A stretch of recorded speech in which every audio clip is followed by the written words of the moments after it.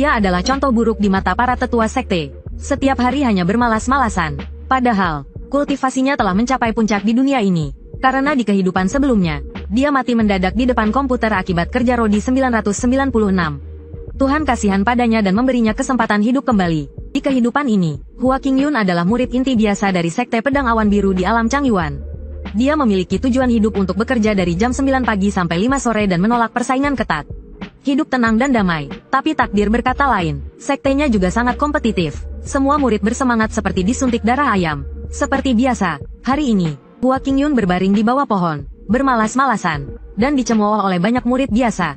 Saat itu, penggemar beratnya datang dari belakang. Kakak senior Hua, pemimpin sekte memanggilmu ke aula utama untuk menanyakan detail misi kemarin. Untungnya, agar tidak ikut dalam persaingan, Hua Qingyun selalu meminta rekan juniornya untuk merahasiakan tingkat kultivasinya. Di dunia manapun sama saja, semakin besar kemampuan, semakin banyak tanggung jawab. Ini adalah dunia kultivasi, terbagi menjadi 6 ranah. Ranah pemurnian Ki, ranah transformasi roh, ranah pengumpulan jiwa, ranah istana roh, ranah istana unggul, dan ranah transendensi. Setiap ranah dibagi lagi menjadi 9 tingkat. Dan pemimpin Sekte Pedang Awan Biru ini adalah ahli terkemuka di ranah transendensi tingkat 6. Dijuluki Dewa Pedang Awan Biru, Wen Jian. Tapi tidak ada yang tahu kalau dia sebenarnya pecinta teh. Hua Qingyun menggunakan teknik berkebun dari kehidupan sebelumnya dan kehidupan saat ini untuk membudidayakan teh, dan berhasil membuatnya terpikat. Bagaimanapun, menjilat atasan adalah keterampilan wajib bagi pekerja. Saat itu, Hua Qingyun mengeluarkan sebuah manik yang dia temukan saat membunuh murid Sekte Awan Iblis kemarin lusa. Melihat itu, Wen Jian langsung menegang manik jiwa darah, lalu dia hendak memberitahu Hua Qingyun tentang tujuan Sekte Awan Iblis.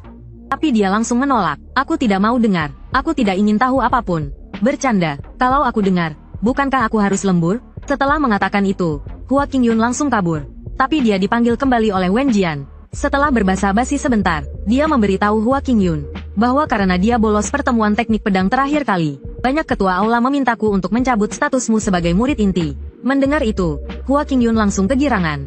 Bayangkan, jika dia menjadi murid dalam, siapa yang berani menuduhnya bermalas-malasan? Jiwa pemalas Hua Qingyun langsung berkobar, dan dia langsung bertanya kapan status murid intinya akan dicabut. Wen Jian sangat kesal melihat Hua Qingyun yang cengengesan. Saat hendak marah, sebuah suara manis terdengar di aula utama. Salam, pemimpin sekte dan kakak senior Hua. Ternyata orang yang tiba-tiba datang adalah murid utama Sekte Pedang Awan Biru, Yue Jiangxin. Di usianya yang masih muda, dia telah mencapai ranah istana unggul tingkat 4. Dianggap sebagai penerus sekte di masa depan.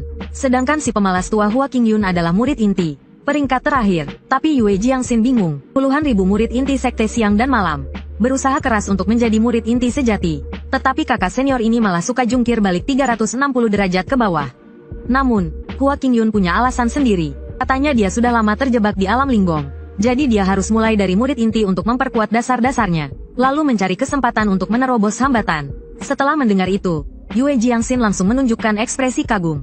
Dia tidak menyangka kakak senior Hua begitu ambisius, dan sangat berbeda dari rumor yang beredar. Jiangxin sungguh dangkal. Hahaha, adik junior terlalu sopan. Alasan Wen Jian memanggil Yue Jiangxin kali ini adalah karena para tetua punya permintaan untuk Hua Qingyun, yaitu agar dia dan Yue Jiangxin menjalankan misi bersama, dan belajar dari etos kerja keras sang murid utama.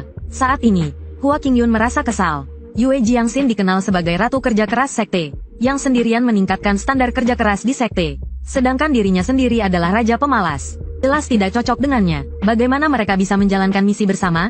Maka dia beralasan terlalu lemah dan berniat menolak. Tapi mata Yue Jiangxin justru berbinar, ingin saling mendukung, dan maju bersama. Dia juga ingin dia membuktikan dirinya melalui misi ini, dan mematahkan rumor di luar. Saat ini, seekor makhluk tertentu. Terjemahan disesuaikan dengan konteks asli. Berlari bebas di hati Hua Qingyun. Astaga, ini mau manipulasi moral ya? Mau aku juga jadi gila kerja? Aku tidak mudah tertipu. Dia langsung mengancam dengan dalih harus merawat tanaman tehnya. Dia pikir akan mudah membujuk Wen Jian. Tapi siapa sangka kali ini dia juga nekat. Agar Hua Qingyun tidak malas-malasan lagi, dia langsung menawarkan keuntungan yang luar biasa. Selama dia menyelesaikan misi ini, dia bisa cuti berbayar selama 3 hari. Mendengar ini, Hua Qingyun hampir melayang. Selesai misi bisa bersantai 3 hari. Dan masih digaji pula. Semangat, misi ini, semangat. Aku, Hua Qingyun, terima. Tuhan pun tak bisa menghentikanku. Keesokan harinya, Yue Jiangxin sudah berada di lapangan latihan sekte sejak pagi. Saat tengah hari, dia sudah berlatih pedang 3000 kali dan berkeringat deras. Sedangkan Raja Pemalas kita baru saja bangun tidur. Adik junior rajin sekali ya. Yue Jiangxin mengeluh karena dia sudah terlambat seperempat jam. Dan dengan kesal merasa kakak senior ini terlalu santai. Hua Qingyun tidak peduli. Sebagai pekerja, seharusnya kita santai saja. Ngapain kerja keras? Sudahlah, adik junior. Aku pasti akan berlatih lebih giat lagi nanti. Yue Jiangxin hanya bisa pasrah. Waktunya sudah tidak pagi lagi. Ayo kita berangkat. Dalam perjalanan, Hua Qingyun dan Yue Jiangxin merasa, kasus hilangnya penduduk desa ini kemungkinan besar berkaitan dengan Sekte Moyun. Ketika Hua Qingyun mendengar Yue Jiangxin mengatakan akan melindunginya yang berkultivasi rendah, hatinya berbunga-bunga. Dia bersyukur telah menyembunyikan tingkat kultivasinya. Tidak hanya mendapatkan perlindungan, dia juga mendapatkan cuti berbayar 3 hari. Kali ini kita benar-benar menang besar. Tak lama kemudian, keduanya tiba di atas desa di pegunungan Tianyun. Saat Yue Jiangxin hendak berdiskusi dengan Hua Qingyun untuk mencari informasi dari penduduk desa secara terpisah, Hua Qingyun merogoh-rogoh sakunya, lalu mengeluarkan sebuah jam tangan. Dia mulai menghitung mundur 4, 3, 2, 1, 5, lalu berkata, "Waktunya pulang, adik junior. Aku mau istirahat dulu. Tugas mencari informasi kuserahkan padamu." Sebelum Yue Jiangxin sempat bereaksi, Hua Qingyun sudah kabur sejauh 1000 meter. Di penginapan Anxiang di desa, minta 1 kamar, kata Hua Qingyun. Hua Qingyun menatap lengan penjaga penginapan, dan langsung menyadari ada yang aneh. Tapi bodoh amat, pikirnya. Sekarang kan waktunya istirahat. Berbaring di tempat tidur, Hua Qingyun teringat adik juniornya. Tapi dia pikir dengan kultivasinya, adik juniornya tidak akan mengalami masalah besar. Lalu dia pun tertidur. Namun tak lama kemudian, terdengar suara ribut-ribut dari luar pintu. Hua Qingyun merasa suara itu familiar. Begitu dia keluar kamar, dia melihat Yue Jiangxin sedang berdebat dengan penjaga penginapan. Penjaga penginapan tidak mengizinkan Yue Jiangxin menginap. Dengan alasan kamar sudah penuh, maka Hua Qingyun menyuruhnya sekamar dengan dirinya. Mendengar itu, wajah Yue Jiangxin langsung memerah. Dia langsung mulai berhayal macam-macam. "Kecuali kau mau tidur di jalan," kata Hua Qingyun menyiramnya dengan air dingin. Rona merah di wajah Yue Jiangxin langsung memudar. Lagi pula, kalaupun Hua Qingyun macam-macam, dia toh tidak akan bisa mengalahkannya. Dia tahu kalau kakaknya hanyalah seorang pemula di ranah Istana Roh. Di dalam kamar, Hua Qingyun tidak mempedulikan Yue Jiangxin yang malu-malu. Sambil makan, dia bertanya, "Kau sudah makan malam?" Mendengar itu, Yue Jiangxin langsung bersemangat. "Kita, para kultivator, harus menjernihkan hati dan pikiran, menghindari godaan makanan." Belum selesai dia bicara, sebuah kue melayang ke arahnya, dan menyumpal mulutnya yang cerewet. Yue Jiangxin memonyongkan bibirnya, lalu menelan kue itu. Rasa kue itu langsung meledak di lidahnya. Manis tapi tidak enak, lumer di mulut, dan harum. Seperti aliran air yang menyegarkan. Dia langsung terbuai oleh kelezatan kue itu. Hua Qingyun tidak menghiraukan reaksi adik juniornya, dan mulai mengoceh. Dia mengelabui Yue Jiangxin dengan kata-katanya, "Hati yang jernih dapat melihat kebenaran. Dengan kebenaran itu sendiri akan memanifestasikan segala bentuk. Tidak ternoda oleh bentuk, maka terbebaslah. Terbebas seperti biasanya, itulah yang disebut alami." Setelah selesai mengoceh, Hua Qingyun melihat Yue Jiangxin yang terlihat bodoh, dan mengira otaknya macet. Tiba-tiba Yue Jiangxin berteriak, "Kakak, aku mengerti." Lalu tanpa basa-basi, dia langsung meraih kue di mangkuk. Melihat kue-kuenya menghilang dengan cepat, Hua Qingyun putus asa. "Kueku." Setelah keduanya makan dengan lahap, dengan wajah jijik, ia berbaring di tempat tidur. Sementara Yue Jiangxin yang merasa bersalah duduk bersila, dan mulai berlatih. Kamar yang tadinya ramai, segera menjadi sunyi. Seiring berjalannya waktu, sesosok bayangan gelap terlihat datang keluar rumah. Beberapa saat kemudian, asap tebal memenuhi ruangan. Yue Jiangxin yang masih baru di dunia persilatan pun terjebak. Tanpa disangka, saat sekarat, yang paling ia khawatirkan adalah Si Dui, rekan seperguruannya yang berkultivasi rendah. Ia pun berpesan agar Si Dui segera melarikan diri. Namun, yang tidak diketahuinya adalah, Hua Qingyun adalah seorang ahli tersembunyi di sekte mereka. Trik kecil seperti ini tidak mempan padanya. Adegan berganti ke hutan kecil di luar desa. Penjaga penginapan berlutut di hadapan pria misterius. "Tuan, Yue Jiangxin dan temannya telah pingsan." Pria misterius itu langsung gembira mendengar nama Yue Jiangxin. Sedangkan Hua Qingyun, ia belum pernah mendengarnya. Mungkin dia orang tak dikenal, pikirnya. Benar saja, pria di atas dahan pohon itu adalah dalang di balik hilangnya para penduduk desa. Pria itu melompat turun dan langsung menghabisi penjaga penginapan. Kemudian, ia mengirim Ahsan dan Ahsi untuk membawa Yue Jiangxin dan temannya. Sementara itu, Yue Jiangxin membuka matanya dengan linglung. Begitu bangun, hal pertama yang terpikirkan adalah menariknya dan segera kabur. Hal pertama yang ia lakukan setelah sadar adalah menarik Hua Qingyun untuk kabur. Hua Qingyun hanya menatap rekan seperguruannya yang polos itu dengan pasrah. Yue Jiangxin tersadar dan bertanya-tanya, mengapa Hua Qingyun, yang kultivasinya lebih rendah darinya, baik-baik saja. Dengan kultivasi Hua Qingyun, dupa pemutus roh seharusnya mempan padanya. Ternyata, Saat pertama kali menginap di penginapan ini, Hua Qingyun merasa ada yang aneh dengan pemiliknya. Oleh karena itu, ia selalu waspada dan berpura-pura tidur tanpa melatih kultivasinya agar Yue Jiangxin yang polos percaya. Padahal, dupa pemutus roh hanya berpengaruh pada kultivator di bawah tingkat 5 alam ungu. Saat ini, Hua Qingyun bertingkah seperti orang berpengalaman dan memberi Yue Jiangxin, yang masih hijau di dunia persilatan, pelajaran berharga. Ia juga mengajarkan hal-hal yang perlu diperhatikan saat bepergian. Melihat Hua Qingyun yang membelakanginya, Yue Jiangxin merasa, Hua Qingyun yang perhatian terlihat sangat gagah di matanya. Ia sama sekali bukan murid inti yang pemalas seperti yang dikabarkan. Tidak hanya memberinya pencerahan dengan kata-kata singkat, tetapi juga selalu waspada dan menyelamatkan nyawanya. Perhatian, tampan, hanya saja kultivasinya agak rendah. Memikirkan hal ini, wajah Yue Jiangxin memerah. Bagaimana keadaanmu, adik junior? Hua Qingyun membuyarkan lamunannya. Yue Jiangxin mengatakan ia baik-baik saja. Tapi jantungnya berdebar kencang. Belum lama mereka berbasa-basi. Tiba-tiba sinar ungu melesat dari luar jendela. Ada aura pembunuh, teriak Yue Jiangxin. Ia langsung menghunus pedangnya dan melindungi Hua Qingyun. Kakak senior Hua, hati-hati. Ada musuh dan pahlawan kita. Hua Qingyun malah langsung masuk ke selimut. Lagi pula kau sudah pulih sekarang. Sisanya kuserahkan pada adik junior. Lagi pula ini belum jam kerja. Yue Jiangxin menatapnya dengan tak percaya. Lalu langsung terbang keluar jendela. Oh, kakak seniornya hanya ayam sayur di ranah istana roh. Kalau datang pun hanya akan jadi beban. Yue Jiangxin melayang di udara. Seluruh tubuhnya diselimuti energi roh biru. Dalam amarahnya, ia menebas dengan seluruh kekuatannya. Dua sosok langsung jatuh tersungkur. Wanita yang marah memang menakutkan. Apalagi Yue Jiangxin, Dewi Sekte.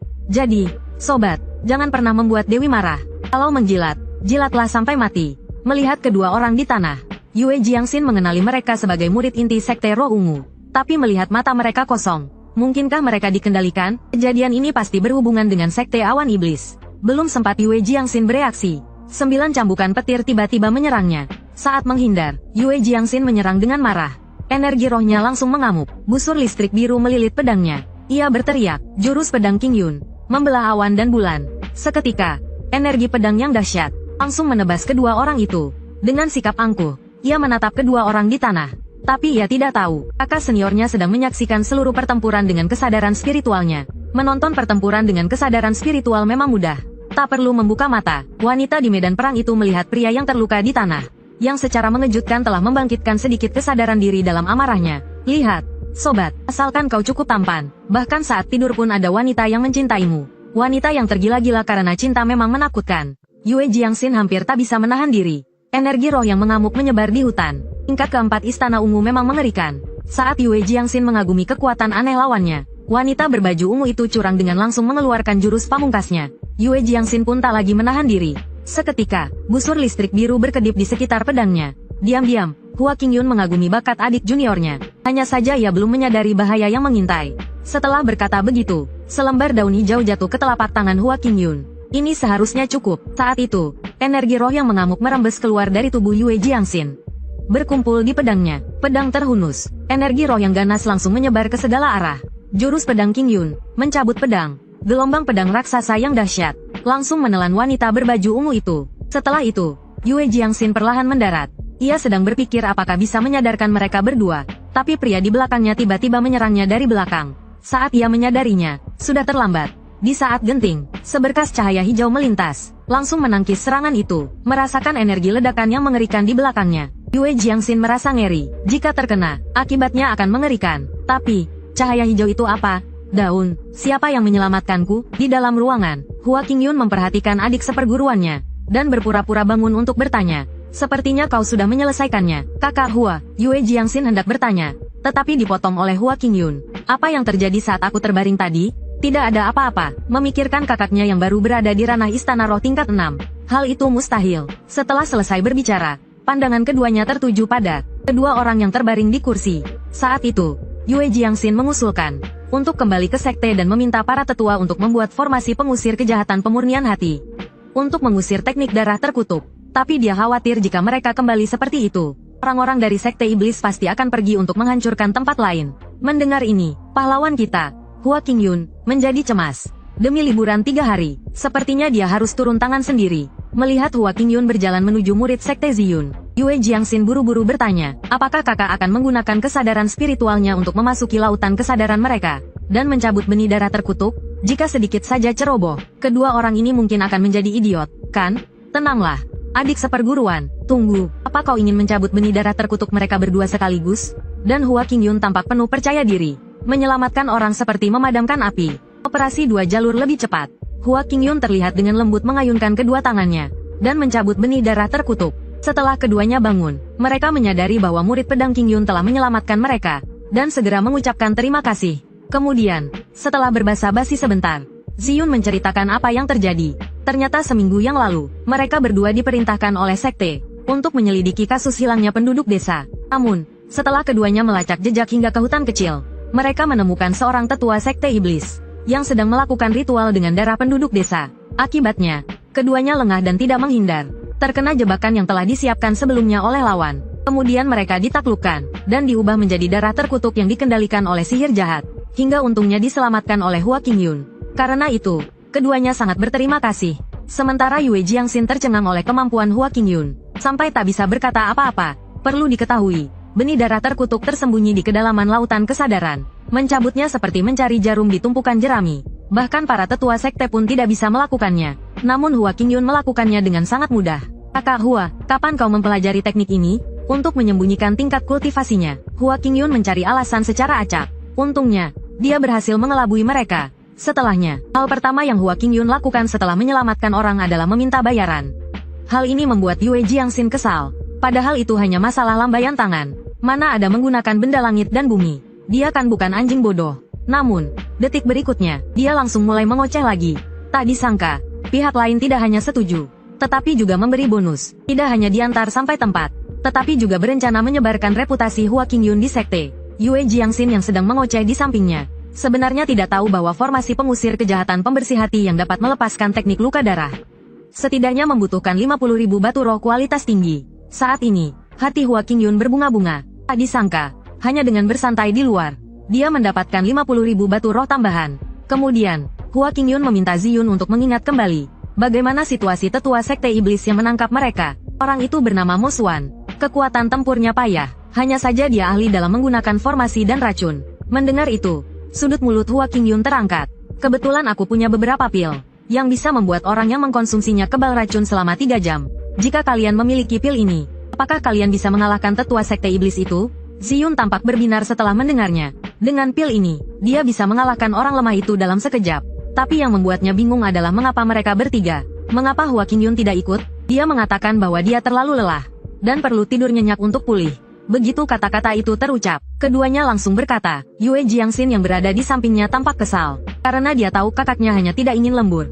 Kemudian, dia membawa keduanya untuk mencari Mo Xuan. Dalam perjalanan, Ziyun melihat pil di tangannya, dan berkata dengan sedikit tidak percaya, apakah pil ini sehebat yang dia katakan? Sebagai penggemar berat Hua Qingyun, Yue Jiangxin memilih untuk percaya tanpa syarat. Lagi pula, nasi sudah menjadi bubur. Saat ketiganya menelan pil dan mendiskusikan strategi, tiba-tiba angin kencang bertiup. Bulan di langit tertutup awan hitam. Yue Jiangxin langsung menyadari ada yang tidak beres. Namun, sudah terlambat. Saat ini, ketiganya telah memasuki formasi Mo Xuan. Hanya dalam sekejap, Yue Jiangxin menebaskan pedangnya dan mengeluarkan puluhan ki pedang, menghancurkan ilusi di sekitarnya. Ketiganya baru menyadari bahwa mereka telah terikat oleh lumpur hitam yang disempurnakan oleh Mo Xuan dan diubah menjadi formasi. Saat itu juga, tetua sekte iblis tidak lagi menyembunyikan dirinya dan muncul di hadapan ketiganya. Setelah memperhatikan bahwa keduanya telah sadar kembali, dia diam-diam berpikir bahwa Yue Jiangxin pasti memiliki harta rahasia. Melihat Mo Xuan yang masih menyombongkan diri, Ziyun adalah orang pertama yang tidak terima. Dia langsung melancarkan serangan. Sayangnya, serangannya meleset. Saat asap menghilang, Mo Xuan secara pasif mengaktifkan penjahat mati karena banyak bicara. Dan pada saat itu, si bungsu dari sekte roh ungu melompat dan melancarkan serangan mendadak. Tapi Mo Xuan tidak lupa bahwa dia sedang melawan 3 orang sekaligus. Dia langsung menangkis serangan tersebut. Lalu dia mengejek dengan keras. Murid sekte benar memang bodoh. Terkena racun tulang keropos tapi tidak menyadarinya. Pada saat yang sama, si bungsu kita langsung menyerang. Sebuah kilatan pedang melesat dalam sekejap. Namun, Mo Xuan sangat percaya diri dan berniat menangkis energi pedang dengan satu tangan. Tapi saat bersentuhan, dia langsung menyadari ada yang tidak beres. Lalu dia berubah menjadi asap hitam dan menghilang. Setelah asap menghilang, daun-daun yang berguguran di udara mulai berjatuhan. Yue Jiangxin merasa ada yang tidak beres. Mo Xuan mengira ketiganya sudah keracunan. Lalu dia muncul di udara dan mulai menghitung mundur. Tapi setelah 10 hitungan, apa yang dia harapkan tidak terjadi, dan satu orang hilang dari tanah. Sebelum dia sempat bereaksi, Ziyun yang menghilang tiba-tiba muncul di belakangnya. Sekali lagi, jurus tongkat besar untuk anak berbakti. Cinta yang begitu dalam, membuat Mo Xuan malu sampai membenamkan kepalanya ke tanah. Saat itu, si bungsu memanfaatkan kesempatan, dan mengambil kipasnya lalu melancarkan jurus Cambuk Petir 5 kali berturut-turut Pro Max edisi cahaya. Serangan itu membuatnya memuntahkan darah tua, tapi Mo Xuan yang keluar dari tanah tidak mempedulikan lukanya, dan penasaran mengapa mereka bertiga tidak keracunan. Namun, ketiganya tidak menghiraukannya. Ziyun bahkan menjulurkan lidahnya dan mengejeknya. Sebenarnya, dalam hati dia mengagumi betapa ampuhnya pil Hua Qingyun. Dengan pil ini, dia tidak perlu takut lagi pada para kultivator iblis yang menggunakan taktik licik. Saat itu, Mo Xuan berpikir bahwa racun tulang keropos jauh lebih kuat daripada racun pemutus roh. Bahkan jika napas ditahan, racun itu akan diserap kulit. Selain penawar racunnya, tidak ada pil yang bisa menghilangkan racunnya. Pasti mereka memiliki harta rahasia. Saat dia sedang melamun, dia tidak tahu bahwa Yue Jiangxin sedang mengumpulkan jurus pedang awan biru dan berencana untuk segera mengakhiri pertarungan. Namun, dia lupa bahwa Mo Xuan sebenarnya adalah seorang pemanggil. Bertarung jarak dekat hanyalah hobinya. Dia langsung terbang ke langit. Permainan pembuka sudah berakhir. Formasi pemurnian darah langit. Dalam sekejap, cahaya darah melesat dari tanah ke langit dan langsung mengepung mereka bertiga. Sebelum mereka sempat bereaksi, Mo Xuan langsung melancarkan serangan kedua. Dia memanggil roh darah tingkat 6 alam Istana Ungu. Melihat roh darah yang semakin kuat, ketiganya yang tadinya gembira, langsung dipenuhi keputusasaan. Tingkat kultivasi tertinggi di antara mereka hanya alam Istana Ungu tingkat 4. Namun, itu belum berakhir. Mo Xuan juga mengirim roh darah nomor 2 tingkat 5 alam Istana Ungu untuk mencegat Hua Qingyun. Tiba-tiba Yue Jiangxin terlihat serius. Tapi dia tidak tahu bahwa kekhawatirannya itu berlebihan. Hua Qingyun bukanlah orang lemah seperti yang dia bayangkan, melainkan seorang ahli sekte yang sesungguhnya. Saat ini, nomor 2 telah tiba di jendela penginapan, dan berniat untuk membangunkan pelayanan. Detik berikutnya, dia tercengang. Tidak ada siapapun di tempat tidur. Tanpa sepengetahuannya, Hua Qingyun telah mengawasi pertarungan dengan kesadaran spiritualnya, dan sudah sejak tadi pindah ke kamar sebelah. Tapi belum sempat senang beberapa detik, ketukan di jendela berubah menjadi ledakan. Nomor 2 yang baru saja menenangkan diri, mendongak dan melihat Hua Qingyun yang telah dibangunkannya. Sementara Hua Qingyun memegang dahinya dengan tangan kanan. Ekspresinya semakin dingin. Tidak menemukan orangnya. Kau tidak tahu harus kembali? Haruskah kau menyeret orang lain untuk lembur? Di sisi lain, ketiga orang yang terjebak dalam formasi. Setelah beberapa percobaan, Yue Jiangxin tahu jika mereka terus bertarung seperti ini, cepat atau lambat mereka akan mati karena kemampuan generasi Sui Kui yang mengerikan. Saat itu, Ziyun mengusulkan bahwa dia memiliki jurus yang dapat sepenuhnya memusnahkan Sui Kui. Namun, jurus itu membutuhkan waktu persiapan yang lama. Jadi, sisa waktunya hanya bisa diserahkan kepada Yue Jiangxin. Melihat sosoknya yang ramping, punggungnya tampak rapuh. Saat ini, dia hanya bisa menggertakkan giginya dan menyetujuinya. Namun, Mo Xuan yang berada di atas formasi, dengan santainya menikmati pertarungan yang terjebak ini, menunggu kembalinya Sui Kui nomor 2. Tapi Mo Xuan tidak tahu bahwa nomor 2 kebanggaannya telah dipukuli setengah mati oleh Hua Qingyun. Jika bukan karena tidak ingin mengungkapkan kekuatannya, dia pasti sudah memusnahkan nomor 2, karena dia masih ingin tidur. Jadi, Hua Qingyun berencana untuk mengirimkan paket ramah kepada tetangganya. Dengan dorongan yang mengerikan, nomor 2 melesat seperti meteor. Setelahnya, Hua Qingyun merasa masih belum jam 9 pagi, waktu untuk bekerja. Dia masih bisa tidur sebentar lagi. Lalu dia berbalik untuk mencari kamar baru. Sementara di sisi lain, Yue Jiangxin sedang menghadapi bayangan tinju merah raksasa. Dia hanya berhasil menangkisnya dengan mengerahkan seluruh kekuatannya. Suasana putus asa menyelimuti seluruh tempat itu. Dengan dukungan formasi, Sui Kui semakin kuat. Melihat Yue Jiangxin dan yang lainnya tidak dapat bertahan, Mo Xuan mulai kehilangan minat. Dia kemudian memerintahkan Sui Kui untuk segera mengakhiri pertarungan. Melihat Sui Kui menyerangnya, sekelebat keputusasaan melintas di mata Yue Jiangxin. Namun, tiba-tiba seberkas cahaya merah melintas di belakang Mo Xuan. Dalam sekejap, cahaya itu menembus formasi dan membanting nomor 1 ke tanah.